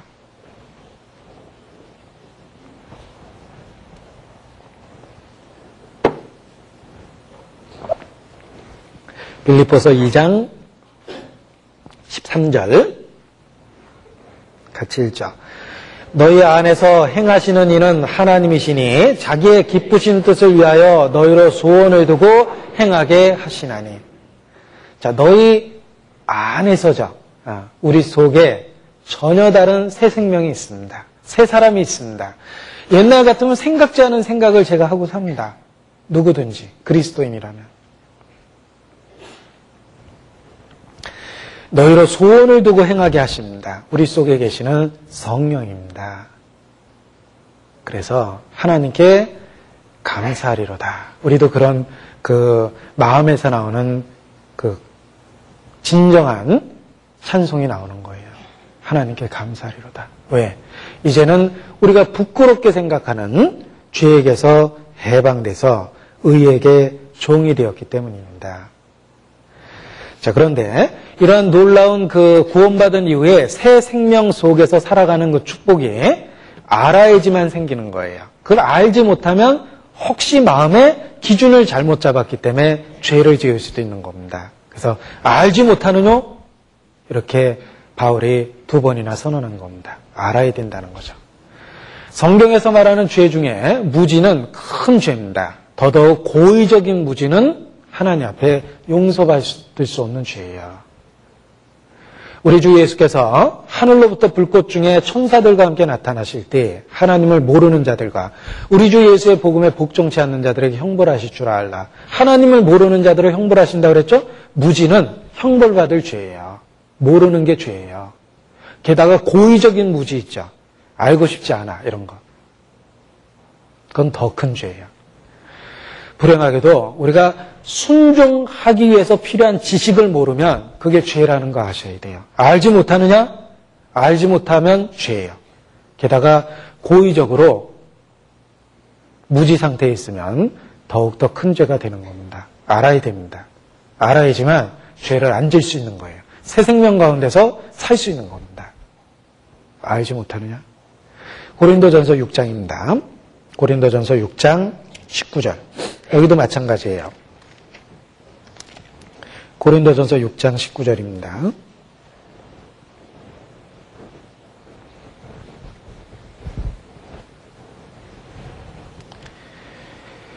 같이 읽죠. 너희 몸은 너희가 하나님께로부터 받은 바 너희 가운데 계신 성령의 전인 줄 알지 못하느냐? 너희는 너희 것이 아니라. 자, 왜 사람들이 음행을 쉽게 범하는가? 알지 못하기 때문이에요. 자기 육체가 성전이라는 걸 알지 못하기 때문에 죄에 대해서 쉽게 타협해버리는 겁니다. 그러나 알면 우리의 육체가 성전됐다는 걸 알게 될 때 죄에 대한 거절, 그럴 수 없다라는 그런 그 외침이 나올 수 있는 겁니다. 알아야지 되는 겁니다. 그래서 바울은 죄를 안 짓기 위해서 우리가 알아야 될 두 가지 사실을 로마서 6장에 제시하고 있습니다. 자, 죄를 짓지 않을 수 있는 두 가지 내용을 여기 우리에게 가르쳐 주고 있습니다. 첫 번째, 6장 3절. 무릇 그리스도 예수와 합하여 세례를 받은 우리는 그의 죽으심과 합하여 세례받은 줄을 알지 못하느뇨. 우리가 그리스도와 연합되어 있다는 것, 그것을 알아야지만 죄를 안 짓는 거예요. 그리스도와 우리가 연합되어 있다는 걸 알아야 됩니다. 그리고 두 번째는 17절 하나님께 감사하리로다. 너희가 본래 죄의 종이더니 너희에게 전하여 준 바 교훈의 본을 마음으로 순종하여 하나님의 종이 됐다. 순종의 종이 됐다라고 뒤에 이제 쭉 나옵니다. 그러니까 죄를 짓지 않기 위해서 알아야 될 두 가지가 뭐냐면 첫 번째는 우리가 그리스도와 연합되어 있다는 거고 두 번째는 우리가 하나님의 종으로 우리의 지체를 하나님께 드려야 된다는 것을 알아야지만 생활 속에서 죄를 짓지 않게 된다는 뜻입니다. 그래서 먼저 그리스도와 연합되어 있다는 걸 알아야 되는데 그 그리스도와 연합되어 있다는 의미를 침례를 갖고 설명을 합니다. 세례. 자, 세례는 물속에 들어갔다가 나옵니다. 그 의미는 내가 그리스도와 함께 장사되었다. 죽었다는 뜻이죠. 그리고 물 위에서 나올 때 그리스도와 함께 살아났다는 뜻입니다. 그 침례 의미 속에 우리가 그리스도와 연합되어 있다는 의미를 갖고 있습니다. 어떤 의미에서 침례식은 장례식이죠. 우리 개인에 대한 죽음을 선포합니다. 그리고 또 어떤 의미에서는 새로운 생활에 대한 그 시작, 결혼식이라고 말할 수 있어요.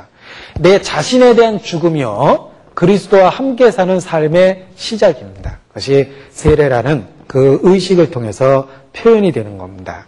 따라서 우리가 세례의 의미 속에 들어있는 것처럼 그리스도의 죽음과 부활에 연합되어 있다는 것을 생각할 때, 기억할 때, 그렇게 간주할 때 죄를 안 지을 수 있다는 겁니다. 우리는 내 자신에 대해서 죽었고 그리스도 안에서 그리스도와 함께 살아났다는 걸 생각하셔야 됩니다. 그래서 11절 보겠습니다. 11절.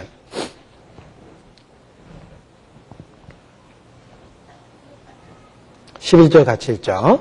이와 같이 너희도 너희 자신을 죄에 대하여는 죽은 자요 그리스도 예수 안에서 하나님을 대하여는 산 자로 여길지어다. 자, 이 여기다라는 말이 간주하다, 생각하다 이런 뜻입니다. 우리가 분명하게 그 세례 의식 속에 들어있는 것처럼 그리스도 안에서 죽었다라는 걸 알아야 돼요. 그리고 이제 내가 사는 것은 그리스도와 함께 그리스도 안에서 사는 겁니다. 내가 그리스도와 함께 십자가에 못 박혔나니 그런즉 이제는 내가 산 것이 아니요 그리스도와 함께 죽었죠? 이제는 내가 산 것이 아니요 그리스도 예수 안에서 나를 사랑하사 나를 위하여 자기 몸을 버리신 하나님의 아들을 믿는 믿음 안에서 사는 겁니다. 그것을 생각할 때 죄를 이길 수가 있습니다. 자기를 죽은 자로 간주하는 겁니다. 많은 앞서간 그리스도인들이 자기 자신에 대한 삶의 포기를 통해서 죄로부터 구별됐습니다. 자, 어떤 사람이 그 훌륭한 크리스찬에게 어떻게 하면 신앙생활을 잘 할 수 있는지, 승리하면서 살 수 있는지 그 비결을 알려달라고 찾아갔습니다. 그랬더니 그러면 시키는 대로 해보겠냐고, 무엇이든지 하겠습니다 라고 대답하니까 두 가지를 시켰답니다. 첫 번째, 당신이 제일 미워했던 사람, 그 사람 무덤에 찾아가서 그 사람에게 욕을 한바탕 하고 오라고 가르쳐줬습니다. 자, 이 사람이 시키는 대로 무덤에 가서 자기가 제일 싫어하고 미워했던 사람 무덤에 찾아갔습니다. 한바탕 욕을 하고 왔습니다. 갔다 오니까 두 번째 시켰습니다. 이제 당신이 가장 사랑하고 존경했던 사람에게 가서 그 사람에게 그 사람을 존경했다고 사랑했다고 칭찬을 잔뜩 하고 오라고 시켰습니다. 자, 이제 다시 무덤에 가서 자기가 좋아했던 사람 무덤에 가서 그 사람을 칭찬하고 사랑한다고 한참 이야기하고 돌아왔습니다. 자, 이제 시키는 대로 했으니까 어떻게 승리하면서 살 수 있는지 비결을 알려주십시오 라고 물어봤습니다. 그러니까 당신은 이미 그 비결을 배웠습니다. 당신이 가장 미워했던 사람의 무덤에 가서 욕을 하니까 그 사람이 뭘 합니까? 한 말도 안 합니다.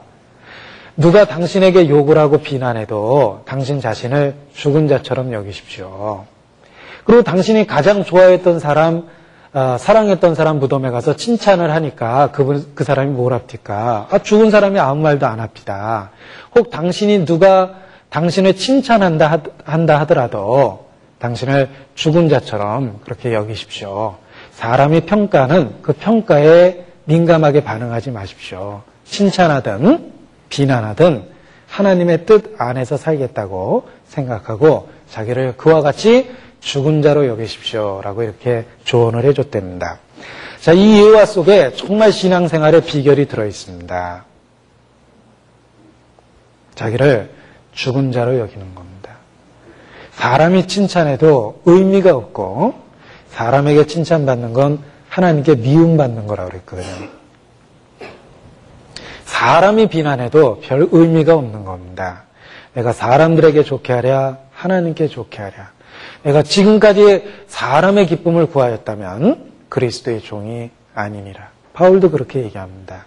우리가 칭찬하든 비난하든 인간적 평가를 무릅쓰고 주님 안에서 사는 것, 그것이 죽은 자로 여기고 새 생명 가운데서 사는 겁니다. 자, 또 하나의 예화를 인용해 보겠습니다. 아주 재미난 옛날 이야기입니다. 옛날 왕자가 아주 이쁜 새를 새장에 키웠습니다. 얼마나 좋아했는지 모릅니다. 근데 이쁜 새는 새장에서 얼마나 슬퍼했는지 몰라요. 바깥을 날아다닐 수 없었기 때문에. 그래서 제발 풀어달라고 해도 왕자가 너무나 이쁜 새이기 때문에 풀어줄 수 없다고 계속 새장 속에 가둬놨습니다. 할 수 없이 이 새가 왕자에게 그러면 한 가지 부탁을 드리겠습니다. 숲속에 가면 우리 언니 새가 있는데 혹시 내 걱정할지 모르니까 가서 내가 잘 지내고 있다고 좀 소식이나 전해달라고 부탁을 했습니다. 왕자가 그 부탁을 받고 숲속에 가서 언니 새를 찾았습니다. 그리고 동생이 잘 있다고 소식을 전했습니다. 그랬더니 언니 새가 소식을 듣자마자 죽어버리더래요. 아마 동생이 새장에 갇혀있다는 슬픈 소식을 듣고 죽은 것 같아요. 왕자가 당황했습니다. 궁궐로 돌아왔습니다. 그리고 그 새장에 있는 새에게 그 얘기를 전했어요. 야, 정말 슬픈 소식이다. 내가 네 말대로 가서 안부를 전했더니 네 언니 새가 그 얘기를 듣자마자 죽어버리더라. 그랬더니 새장 속에 있는 새가 언니가 죽었다는 소식을 듣고 너무 슬펐던지 그 자리에서 콕 죽어버리더래요. 왕자는 당황스러웠습니다. 그러나 할 수 없었어요. 할 수 없이 죽은 새를 꺼내서 치워버리려고 새장문을 열었습니다. 그런데 죽은 줄 알았던 새가 살아서 열린 새장문으로 도망가 버렸어요. 그리고 말하기를 언니 새가 어떻게 여기서 벗어날지를 나한테 알려준 거다. 죽은 척하라는 뜻이었다. 나는 왕자님이 소식을 전할 때 그것을 캐치했다라고 이렇게 얘기를 했습니다. 자, 재미난 얘기죠. 그 속에 우리가 육체라는 새장 속에서 어떻게 벗어날지 비결이 들어있어요. 죽은 자로 여기는 겁니다. 우리 안에 온갖 정욕이 가득하고 감정이 가득합니다. 아주 민감하죠? 자기를 죽은 자로 여기는 겁니다. 내가 그리스도와 함께 십자가에 못 박혔다. 자기를 그리스도 안에서 산 자로 여기고 죄 안에서 죽은 자로 여기는 겁니다. 그러할 때 우리가 비로소 실제의 삶에 있어서 죄를 짓지 않을 수 있는 겁니다. 자, 제가 처녀가 한 남자와 결혼한 예를 들었습니다. 처녀 때와는 전혀 다른 도덕적 기준을 갖고 삽니다. 결혼했다면 결혼한 사람으로서 도의적 책임을 갖고 있죠. 더 엄격한 삶의 기준을 갖고 삽니다. 한 남편의 아내가 되었기 때문입니다. 만일 유혹을 받는다면 단호하게 자기가 결혼한 사람이라는 것을 분명하게 얘기를 해야 됩니다. 그리고 유혹에 대해서 거절해야 되죠. 그래도 자꾸 찝쩍거리면 여보하고 불러야죠. 네. 마찬가지입니다. 사단은 우리를 유혹합니다. 우리는 이미 주님과 결혼한 상태입니다. 나는 새로운 구주에게 속해 있다는 걸 선언해야 됩니다. 그리고 유혹에 대해서 노라고 선포해야 돼요. 그래도 자꾸 찝쩍거리면 여보가 아니라 주님 이렇게 부르면 됩니다. 그래서 자기를 죽은 자로 여기고 주님과 새로운 관계를 가졌다라고 이렇게 생각할 때 죄를 이겨낼 수 있는 겁니다. 사단은 아주 달콤하게 유혹합니다. 예전엔 안 그랬잖아. 예전엔 우리 참 재밌게 지냈잖아. 지금도 예전에 그렇게 지냈는데 지금도 그렇게 지내지 라고 이렇게 유혹합니다. 그러나 이제는 우리가 새로운 신분을 갖고 있다는 걸 기억하셔야 돼요. 죄에 대하여는 죽고 의에 대하여 그리스도 안에서 의에 대하여 산자로 여겨야 됩니다. 우리는 전혀 새로운 신분을 갖고 있는 겁니다. 그것을 생각할 때, 간주할 때, 기억할 때 죄에 대한 그럴 수 없느니라라는 단호한 선언을 할 수가 있는 겁니다.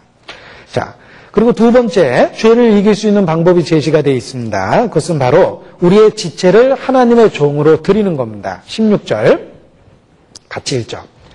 너희 자신을 종으로 드려 누구에게 순종하든지 그 순종함을 받는 자의 종이 되는 줄을 너희가 알지 못하느냐. 혹은 죄의 종으로 사망에 이르고 혹은 순종의 종으로 의에 이르느니라. 자, 우리의 몸을, 우리의 지체를 하나님께 드리면서 우리는 죄를 짓지 않고 살아갈 수 있습니다. 자, 혹 어떤 사람은 우리 육체 자체를 정죄하는 사람이 있어요. 우리 몸 자체를. 우리의 몸이나 육체 또는 우리의 의지 이런 것이 잘못된 건 아닙니다. 문제는 우리 육체를 어디에다 쓰느냐가 문제죠. 자, 총을 나라를 지키는 데 쓸 수도 있고 총을 강탈하는 데 쓸 수도 있습니다. 칼을 주부가 잡고 요리를 만드는 데 쓸 수 있고 강도가 잡고 생명을 약탈하는 데 쓸 수 있습니다. 문제는 총과 칼이 문제가 아닙니다. 그것을 어디에 썼느냐가 문제예요. 우리의 육체가 잘못된 게 아닙니다. 이 육체를 어디에다 쓰느냐가 문제예요. 죄에 쓸 수도 있고 의의 도구로 쓸 수도 있다는 겁니다. 우리 육체를 의의 도구로 하나님께 드릴 때 우리는 죄를 짓지 않고 살 수가 있는 겁니다. 그래서 로마서 6장 13절에 보면 또한 너희 지체를 그랬죠. 우리 육체 세부적인 모든 것들을 지체를 불의의 병기로 죄에게 드리지 말고 오직 너희 자신을 죽은 자 가운데서 다시 산 자같이 하나님께 드리며 너희의 지체를 의의 병기로 하나님께 드리라. 우리의 지체를 죄 짓는 데 쓰지 말고 의를 행하는 데 쓰는 겁니다. 자, 옛날에는 육체를 가지고 나를 위해서 썼습니다. 예를 들면 내가 갖고 있는 배경, 공부를 할 만큼 했고 사회적으로 평가받은 능력이 있고 이건 다 나를 위해서 쓴 거예요. 내가 내 인생을 즐기고 기껏해야 내 가족하고 먹고 살기 위해서 쓴 겁니다. 그런데 이제는 이 지체를 의의 도구로 쓰는 거예요. 그것이 죄를 안 짓는 방법입니다. 우리의 지체를 하나님께 드리는 거죠. 옛날에는 악한 것을 보는데 눈을 사용했다면 구원받은 이후에는 선한 것을 보는데 눈을 쓰는 겁니다. 옛날에는 유흥가를 배회하기 위해서 이 발을 썼다면 이제는 찬송이 있고 교제가 있는 곳을 다니기 위해서 이 발을 쓰는 겁니다. 옛날엔 죄를 짓기 위해서 돈을 썼다면 이제는 복음을 위해서 돈을 쓰는 겁니다. 우리의 지체를 의의 도구로 쓸 때 우리는 소극적인 죄로부터 벗어날 수 있는 겁니다. 그래서 죄를 짓지 않는 비결은 적극적인 선행입니다. 주님 안에서 적극적으로 선을 행하면서 살면 소극적인 죄가 없어져요. 자, 이건 아주 단순하지만 중요한 진리입니다. 흐르는 물은 썩지 않습니다. 구르는 돌은 이끼가 끼지 않습니다. 주님을 위해서 사는 사람은 죄를 짓지 않습니다. 가만히 있으면 유혹받습니다. 주님을 위해서 살지 않으면 틀림없이 죄 짓습니다. 그리고 계속해서 그 상태에 있으면 죄를 반복합니다. 그러나 우리가 주님 안에서 살면 죄를 지을 겨를이 없습니다. 우리의 마음이 온통 주의 일로 가득 차 있기 때문입니다.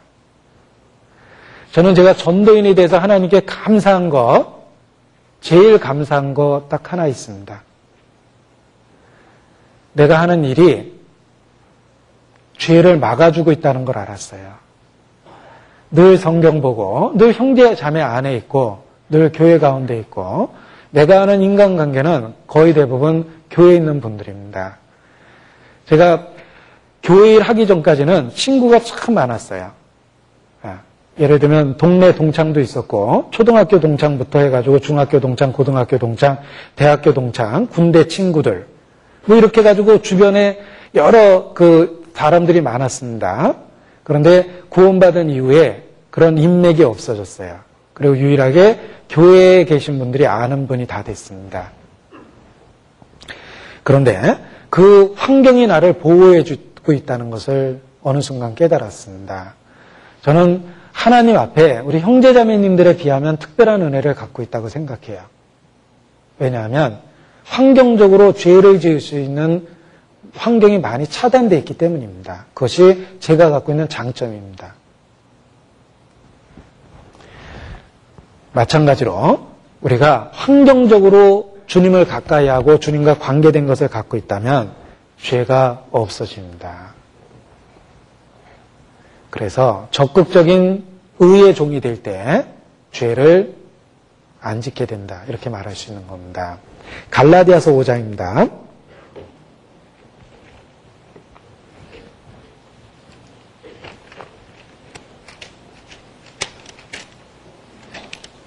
갈라디아서 5장 16절.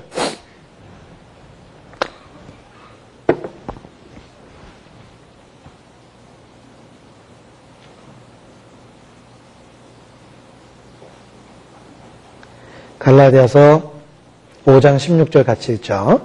내가 이르노니 너희는 성령을 쫓아 행하라. 그리하면 육체의 욕심을 이루지 아니하리라.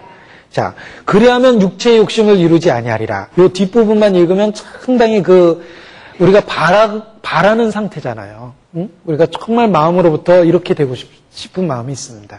육체의 욕심을 이루지 않는 상태. 근데 어떻게 그런 상태가 될 수 있느냐? 성령을 쫓아 행할 때 우리의 육체를 하나님께 드릴 때입니다. 눈과 귀와 손과 발을 하나님께 드리는 거예요. 우리의 눈으로 보는 것을 조심하고 우리의 귀로 듣는 것을 조심하고 우리의 말하는 내용들을 조심하고 내가 다니는 장소를 조심하고 내가 하는 일들을 조심하고 우리의 지체를 의의 병기로 드리면 죄를 안 짓습니다. 그래서 주님 안에서 적극적으로 살아갈 때 우리는 죄를 범하지 않는 놀라운 또 하나의 은혜를 갖게 되는 겁니다. 자, 가끔 안 좋은 것이 눈에 보일 때가 있습니다. 예를 들면 TV 화면 속에서 보일 수도 있고 안 좋은 서적을 통해서 또는 인터넷 화면을 통해서도 음란한 것이 보일 때가 있습니다. 그러할 때마다 내 지체를 의의 병기로 드리라 그랬죠? 그 말을 기억하고 주님께 드리는 쪽을 택하면 죄를 지을 수 있는 기회가 끊어지는 겁니다. 유혹이 그 순간에 끊어지죠. 16절 다시 읽어보겠습니다. 내가 이르노니 너희는 성령을 쫓아 행하라. 그리하면 육체의 욕심을 이루지 아니하리라 그랬죠. 육체의 욕심이 생각나지 않는 게 아니라 이루지 않게 되는 거예요. 그러니까 우리 안에 유혹은 있을 수 있어요. 생각은 있을 수 있지만 실제 행동은 안 한다라는 겁니다.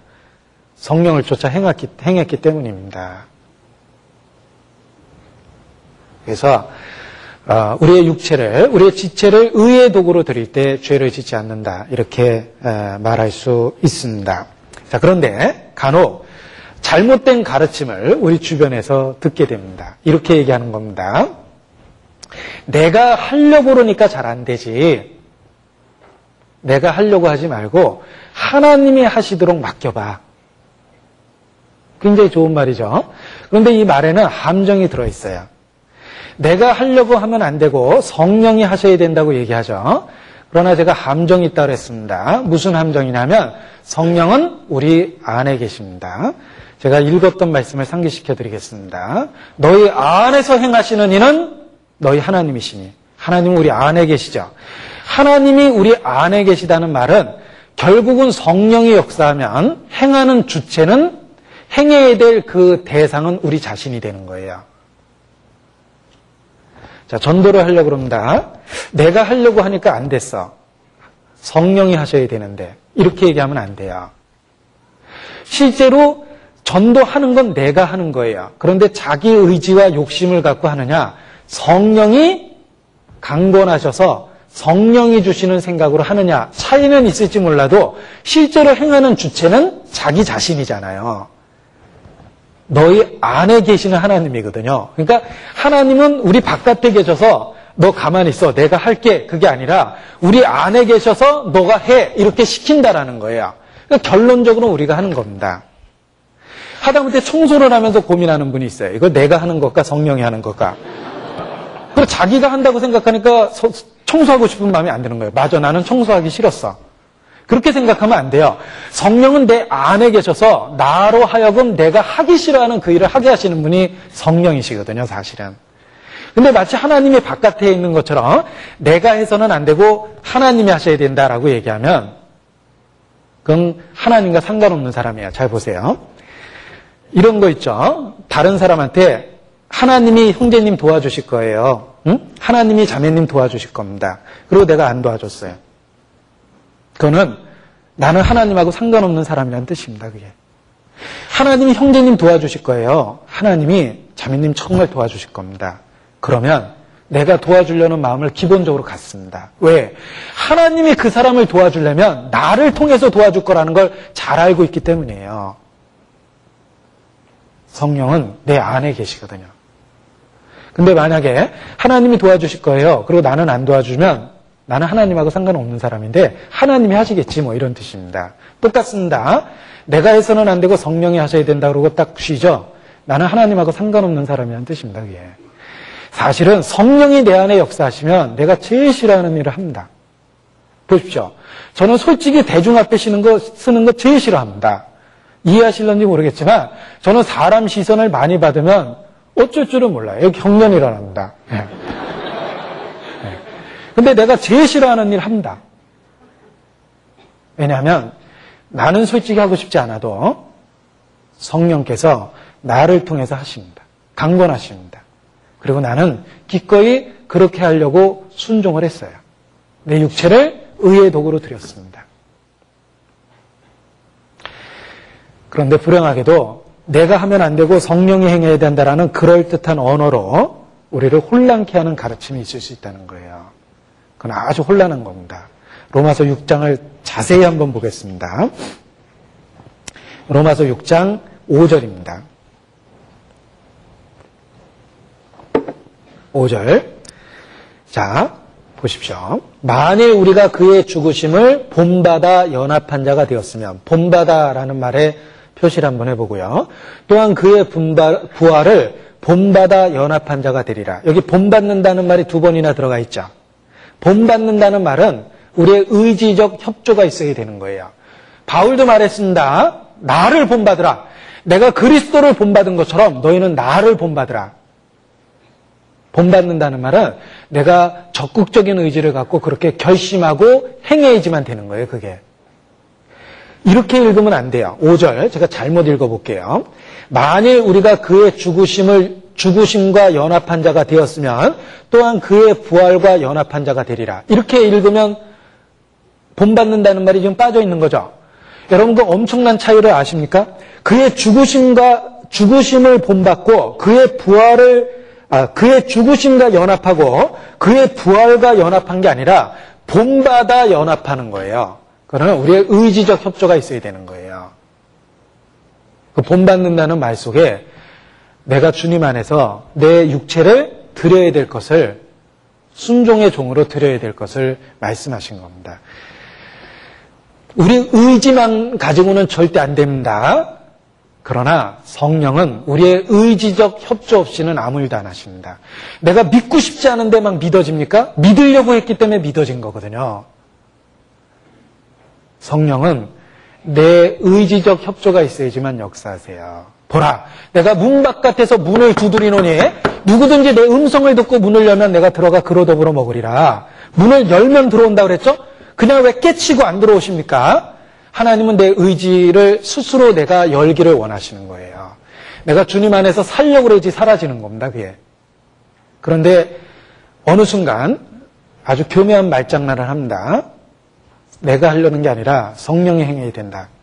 그리고 자기는 아무것도 안 하려고 하면 나는 앞으로 하나님과 상관없이 살겠다는 뜻입니다. 그것이 1달란트 받은 사람이요, 1문화 받은 사람입니다.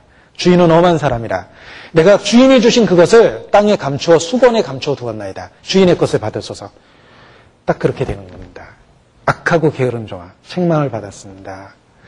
우리가 성령이 내 안에 계시다는 건 끊임없이 내가 강권돼서 움직이는 거예요. 성령은 내 안에 계셔서 내 의지를 통해 역사합니다.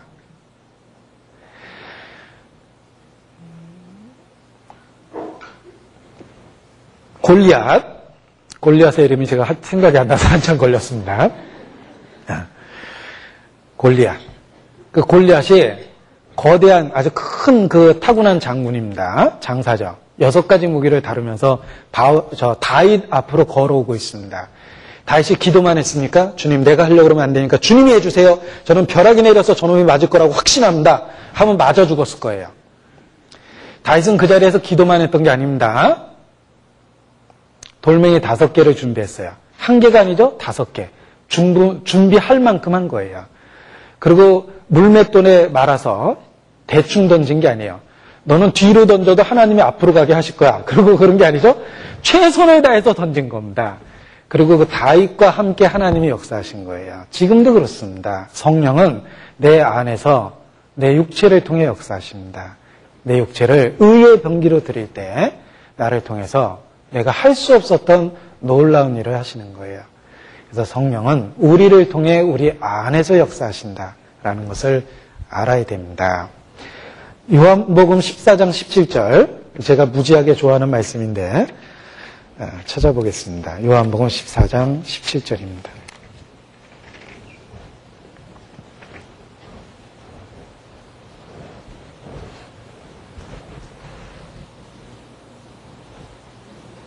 요한복음 14장 17절 같이 읽겠습니다. 저는 진리의 영이라 세상은 능히 저를 받지 못하나니 이는 저를 보지도 못하고 알지도 못함이라.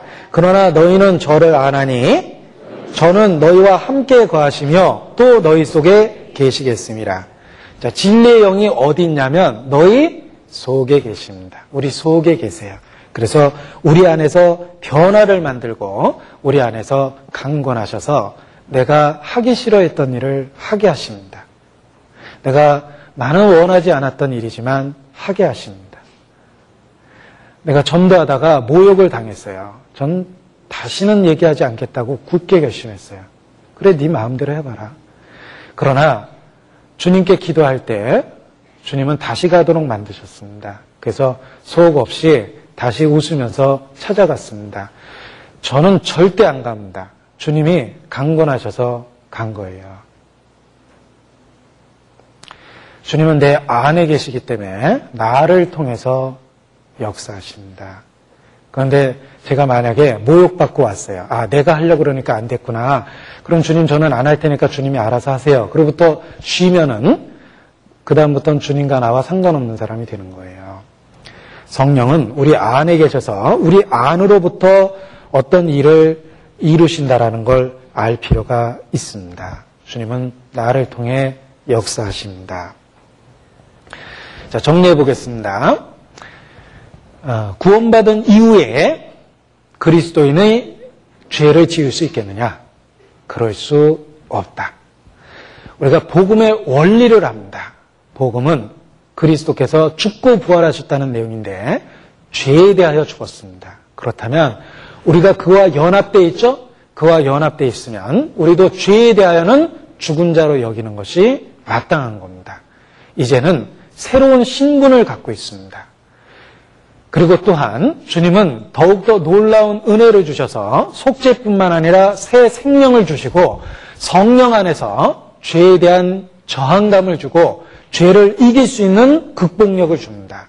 따라서 성령을 따라 행할 때 우리가 우리의 육체를 의의 병기로 하나님께 드릴 수 있게 됩니다. 우리는 복음의 원리를 알고 있고 그 원리대로 생활하는 것이 마땅합니다.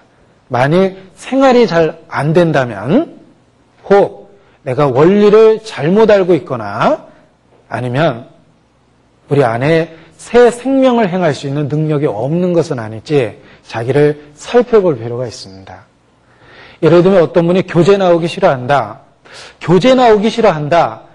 그건 증상입니다. 혹시 그 원인이 강권하시는, 내재하시는 성령, 새 생명이 없기 때문이 아닐까라고 생각하면 섬찟합니다. 혹시 구원을 못 받아서. 성경을 안 읽는다. 성경을 안 읽는다. 외적인 거죠? 그러나 혹시 그 원인이 그 안에 성경을 읽을 수 있는 생명이 없기 때문에 흥미를 못 느끼는 건 아닐까. 이렇게 큰 걱정이 될 때가 있습니다. 따라서 마지막 일깨워보고 싶은 말씀은 그런즉 너희가 믿음 안에 있는가 너희 자신을 시험하고 확증하라. 그리스도께서 너희 안에 계신 줄 너희가 스스로 알지 못하느냐? 그리하면 버리운 자니라. 경고하셨습니다. 우리가 살아가고 있는 시대는 정말 마지막 시대라고 생각합니다. 주님 곧 만날 것 같은 그런 정말 긴장감을 갖고 살아갈 수 있는 시대입니다. 이러한 때 과연 우리 안에 생명이 있는지 없는지 성경을 펴고 정직하게 자기를 살펴볼 절대적 필요가 있습니다. 우리가 단지 속죄의 교리를 인정하는 것뿐인지 아니면 정말 그 이후 속죄 이후 새 생명이 우리 속에 역사해서 우리 삶의 변화를 이루고 있는지 자기 자신을 정직하게 살펴볼 필요가 있습니다. 하나님의 두 가지 은혜는 바로 속죄와 새 생명입니다. 속죄받았다면 그 새 생명은 죄를 짓지 않도록 저항감과 극복력을 줍니다. 우리가 그 두 가지 은혜를 잊어서는 안 되겠습니다.